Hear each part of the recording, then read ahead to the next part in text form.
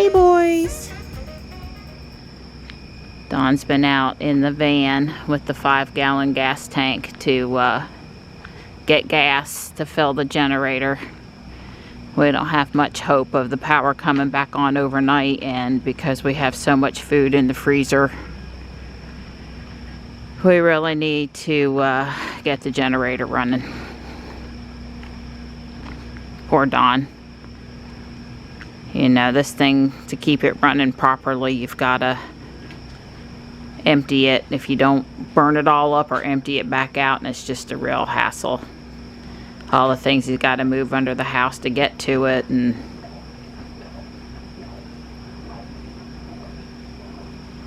so the generator is struggling a little bit. Inside the house, one of the things said it was at 209, and here it says it's at 217. So it was holding a solid 220 last night, so I don't quite, so the output, something might be getting hot. I'm going to go around and feel some cables. I'm going to go assume that the power's back on. The meter over here is reading, so I'm going to kill the generator.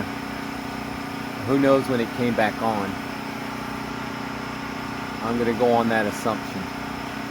Although I have to tell you, those meter readings, that's kind of wacky looking there. it's a good sign. Yeah, I got coffee this morning. You have lights, and yeah, we're all good. Yeah, I did make a couple videos before I turned the generator off. The voltage had dropped. The UPS in there said it was 109, and when I got out to the garage, it was, which is the little digital power meter, said it was 218. So I guess 109 makes sense at 218. So a little low. Last night it was a solid 220 out in the garage. So the poor generator fell off. I did feel all the connections at the generator, where it plugs into the panel. Obviously I didn't crawl and feel, anyway, the point is I didn't spot any place that was getting hot. Don't know when the power came back on. We were asleep. I was asleep. I knew the power was back on because I looked at the meter, and we have one of those, well, pretty much everybody has a digital power meter now, and then the old spinning discs, those things are gone.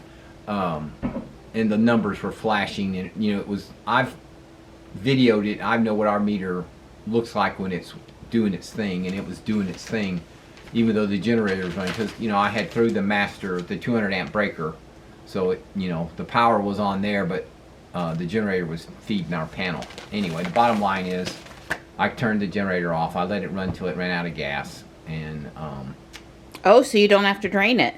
No, I have to drain the excess gas out of the tank. I let the carburetor is empty. Yeah, that's been providing you good service for a lot of years, Well, and that's pull. because you take really good care of it. Right. Well, best you can. Yeah, probably need to oil. Yeah, because I'm sure at this point it's got at least probably. I changed the oil after that winter storm many years ago, where it ran for 2 days. Remember that? I changed the oil that time, and now it's been a couple times since then. So it's probably got 25 hours on it now. So we probably have a total of about 100 hours total life of use of that thing over four events. Yeah, it was funny on Facebook after the power went out. This one lady was like, how often does this happen, and why is my power out, and how come the street lights are flashing? And she says she wasn't from around here, but we couldn't figure, she never did tell us where she was from. And the short answer is you need to go buy a generator or some sort of backup, because all of us have one after Hurricane Fran. Basically, you know, most households around here, because of the trees, the dense trees, we have, most people have something. Well, you're talking about price of gas, so that oh God, that was painful. That cost us some serious money. $25 for the 5 gallons of gas. Now, it didn't burn it all. I think I'm probably sure there's a gallon, at least 2. I'd say 2 gallons would be my guess. I'll let you know when I drain the tank. But there's 2 gallons, so it burned 3. So that was $15 of electricity, and it basically got us through the night. Yeah, that was painful when Don had to go up to Sheetz to buy gas last night. Well, I had poured the gasoline. It was 6 months old. Even though I put stabilizer in it, but after 6 months, it went in the van. I put it in the van and burned it in the van, and so and that's what I'll do with the rest of this gas, and I'll just go get 5 gallons of quote fresh gas and put stabilizer. Yeah, normally he starts to worry about that in August, or when they tell us there's a hurricane headed our way. Right. We would make sure that we have gas. Yeah, that's right. But in the middle of the summer with no lawnmower that needs gasoline, why would we we normally wouldn't need gas? That's so right. Yeah, well, apparently this was really bad last night because it was a lot of tiny, small pockets of people out. The news said in Wake County, there were 600 different locations. There were over 100,000 customers, but 600 locations that didn't have power. So it was a lot of have to, trip this fuse back on, go over here and do that. And I have no idea what time our power came back on. Like I said, we woke up, got up about a little after 8, and that's the first thing I checked to see if the power was back on. So we're recharging Ego batteries, and we got the laundry started, and Jules charging. Jules was down really low, so Jules is charging. When Jules is done, we'll let Ruby charge. And we got lots of little clumps of leaves and branches all over the yard. Oh yeah, and I've got to drain the gas out of the... Yeah, probably when Don goes to drain the gas, I'll go blow the driveway. Yeah. I can't handle the driveway how it looks right now. Yeah. Well, it doesn't feel too bad out here this morning. I wouldn't call it refreshing, but not horrible either. He didn't hop down too fast this morning, so I was able to just set the food beside him up here. You waited very nicely this morning. Our neighbor's mowing, so it's a little noisy on the treehouse this morning. I see that limb down there by Don's maple. Hopefully it didn't do any damage when it came down. Probably not. Do need to go take a look at the tree though. So everybody's doing good. It's like 9:30 now. I've been just nervous this morning, I guess, post-storm, and did a few things in the house before I came out.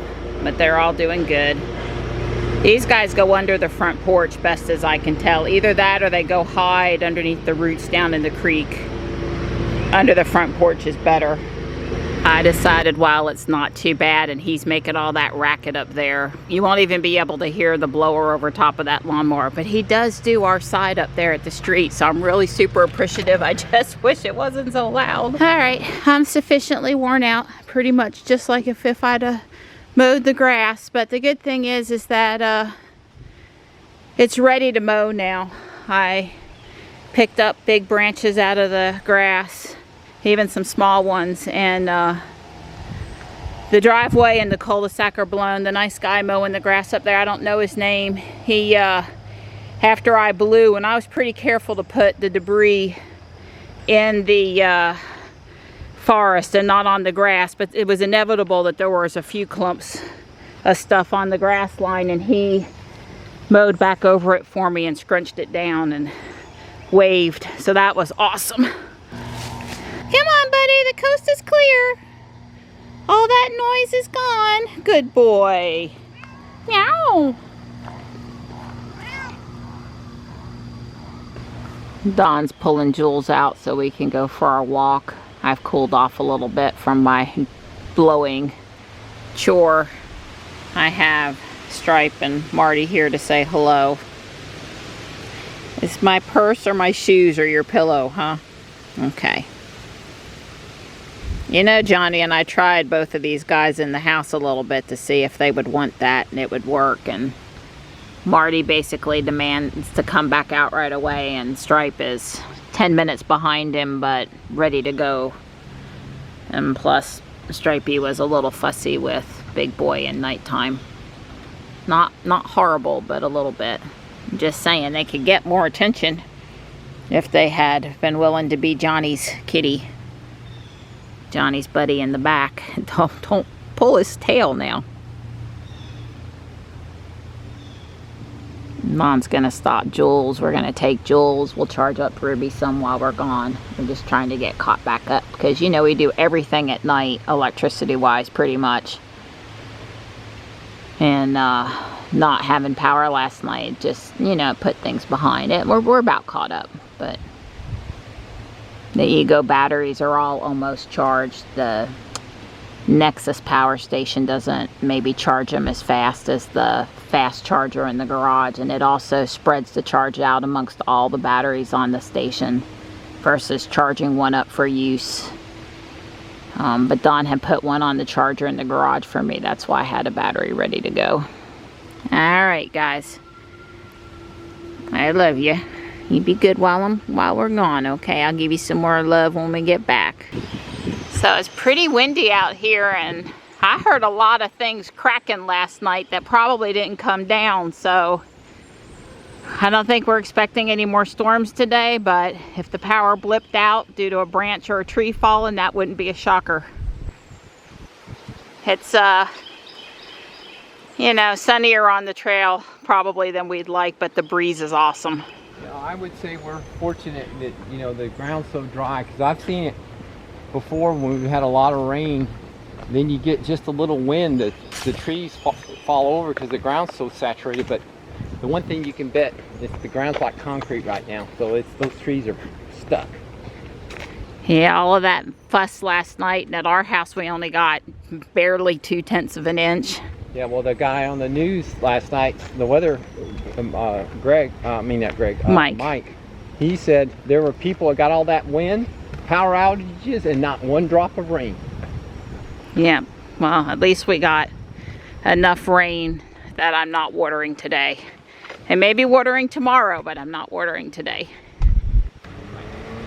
So, wood deck there with the roof, cement porchy area here with the roof. It has to do with the height. Yeah, I think it had to do with the height. I totally agree. And that one doesn't have an all brick foundation like the other ones have either. But again, probably due to the elevation of the piece of land. They've been busy this week, even in the heat. Wow, that is some breeze. Headed right into my face. Yep. The wind's pushing it down this end. Yep. Well, I guess somebody went in there with a weed eater and really knocked down the tall grass leading up to the water, but they didn't pick up any of the trash. There must be 10 water bottles down there. I mean, really? If you got on the equipment and the clothes to go down there and knock the grass down, could you not also bring a bag and pick up the water bottles? Oh, this is when I get really upset with, I'm just going to assume men. They took down the wildflowers in the peak of the blooming time. For what? For what? Oh, I'm hot now. Well, I don't mean my body temperature. Are we halfway? We could turn around. We need to leave because I'm ready to give somebody a tongue lashing. Yeah, okay. So they needed to make sure that the, you know, drainage here was good, so they took the wildflowers down. Way to go, guys. Marty's brother from another litter was underneath the Malibu there. And we had a talk with this gentleman about his DeWalt electric mower. He's all electric too. And likes it well enough. Trying to walk on whichever side of the trail has a little shade. There's not been a lot of shade. It's plenty hot out here. But we're almost back to the parking lot. It's a great day for the splash pad. I want to go for a splash.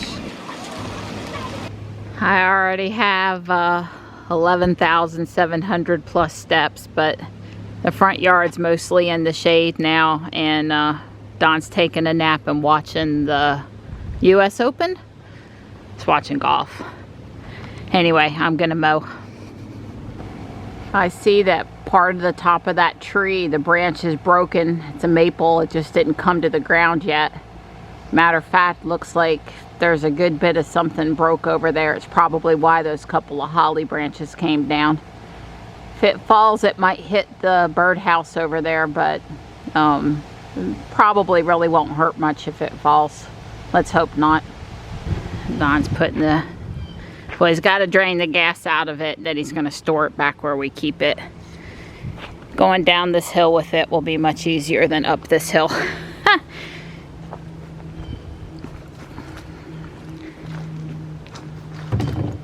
Oh, that looks so much nicer.